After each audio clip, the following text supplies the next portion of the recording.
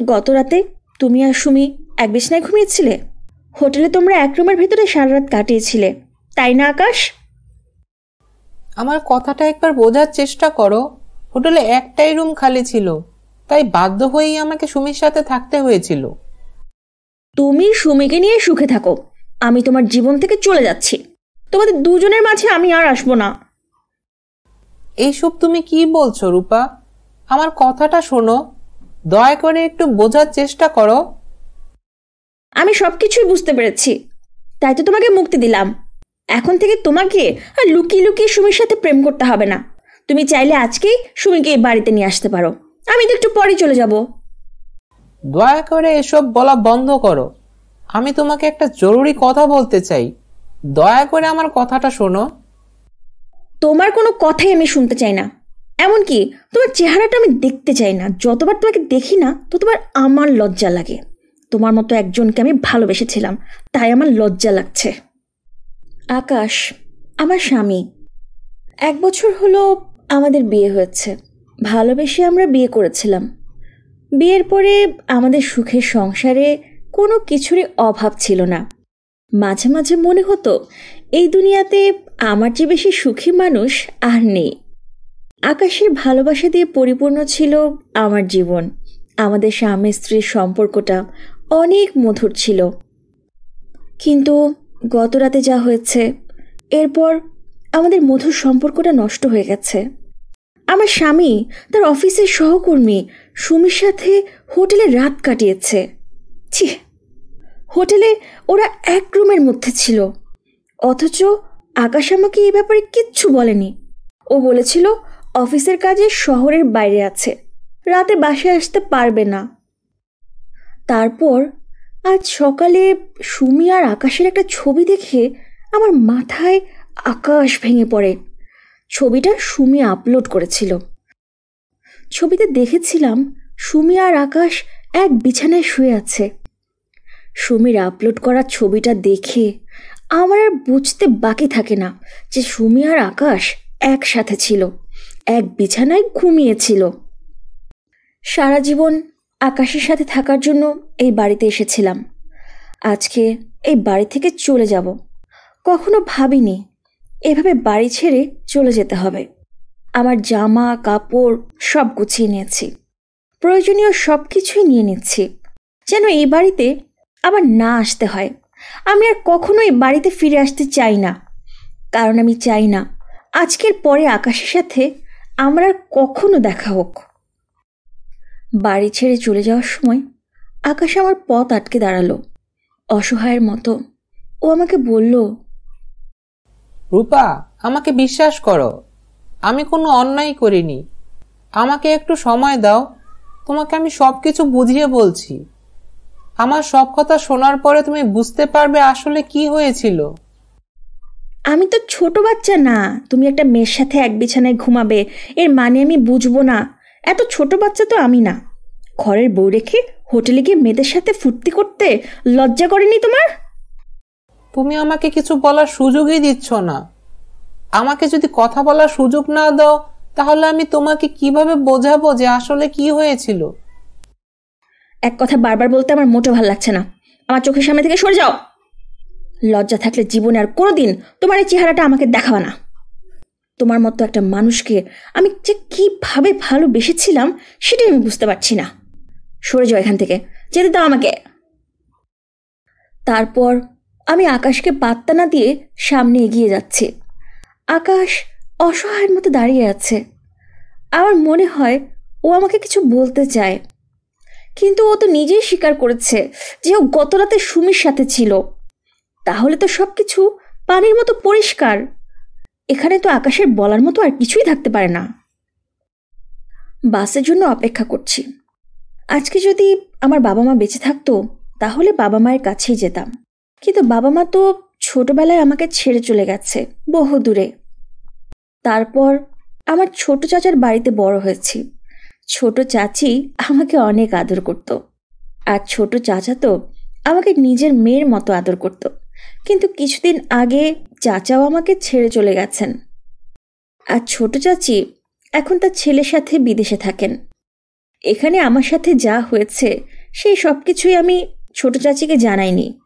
কিন্তু যদি ছোট চাচি এখানকার অবস্থার কথা জানতে পারে তাহলে দেশে চলে আসবে।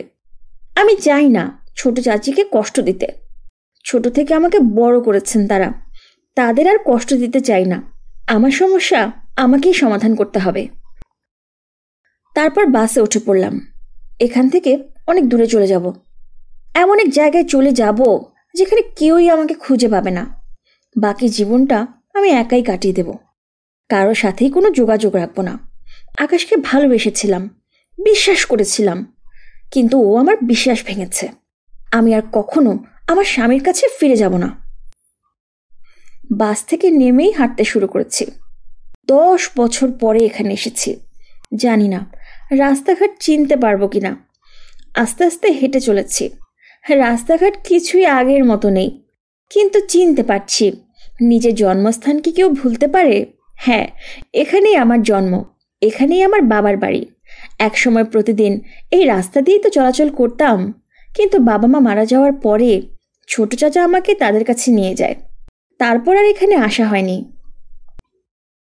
চলে এসেছি আমাদের বাড়িতে। এটাই আমার বাড়ি। ছোটবেলায় বাবা মায়ের সাথে অনেক আনন্দে দিন কাটাতাম এই বাড়িতে। তারপর বাবা মা মারা যাওয়ার পরে এই বাড়িতে আর আসা হয়নি। কিন্তু বাড়ির ভেতরে সব কিছুই সাজানো গোছানো। এত বছর পরে এই বাড়িতে এলাম। বাড়ির বাইরে তালা দেওয়া ছিল, কিন্তু ভেতরে এত সাজানো গোছানো, ব্যাপারটা তো বুঝতে পারছি না। এখানে কি কেউ থাকে?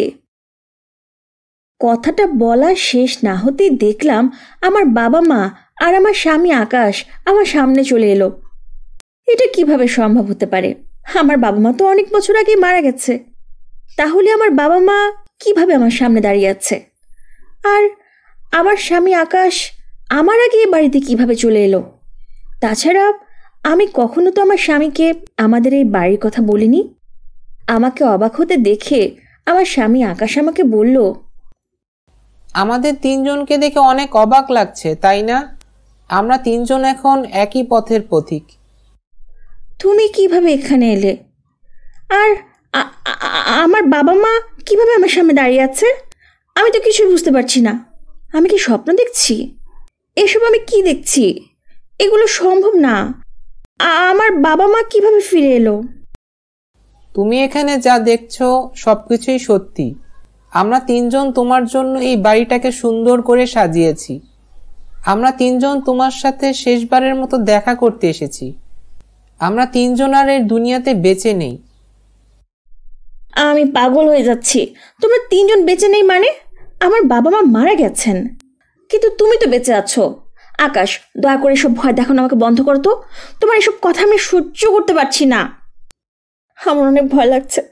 আমার কাছে এসে আমাকে একটু জড়িয়ে ধরো। আমি আর কখনো তোমার কাছে আসতে পারবো না। আমি যে আর বেঁচে নেই এই পৃথিবীতে। তোমাকে তো আমি বলেছিলাম তোমার সাথে একটা জরুরি কথা বলতে চাই। তুমি তো আমার কোনো কথাই শুনতে রাজি ছিলে না। এসব তুমি কি বলছো? কি বলতে চেয়েছিলে তুমি?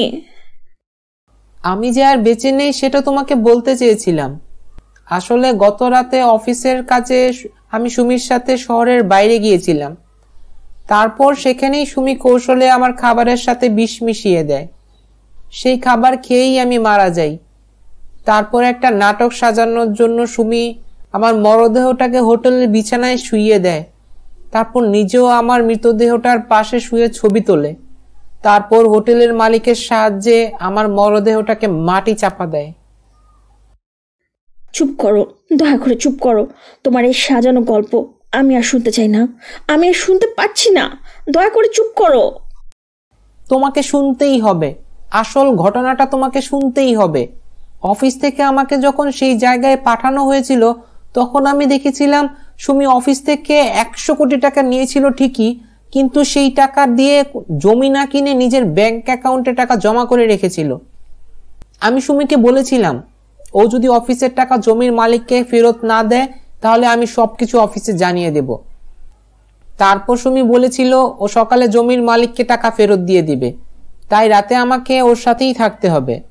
রাতেই নাকি জমির মালিক আসবে দেখা করতে। আমিও ওকে বিশ্বাস করেছিলাম। তারপর সুমি আমাকে নিয়ে একটা হোটেলে যায়। সেখানে গিয়ে দেখি হোটেলে একটাই মাত্র রুম খালি আছে। তারপর দুজনে একটাই রুম ভাড়া করি। আমি রুমের ভিতরে আমার ব্যাগটা রেখে হোটেলের নিচে বসেছিলাম। তারপর হোটেল থেকে আমাকে রাতের খাবার দেয়া হয়। সেই খাবারেই বিষ মেশানো ছিল। সেই খাবার খেয়েই আমি মারা যাই। তারপর সুমি আমার মরদেহটা হোটেলের রুমে নিয়ে আসে আমার সাথে ছবি তোলার জন্য, যেন তুমি আমাকে ভুল বুঝে আমার থেকে দূরে চলে যাও। এতে কেউই আমার খোঁজ করবে না, কারণ তোমার মতো আমারও তো এই দুনিয়াতে কেউই নেই। আসলে হোটেলের মালিক ছিল সুমির বয়ফ্রেন্ড। তারা সবকিছু প্ল্যান করেই করেছিল। হোটেলে আরো অনেক রুম খালি ছিল, কিন্তু হোটেল থেকে জানানো হয়েছিল যে মাত্র একটাই রুম খালি ছিল।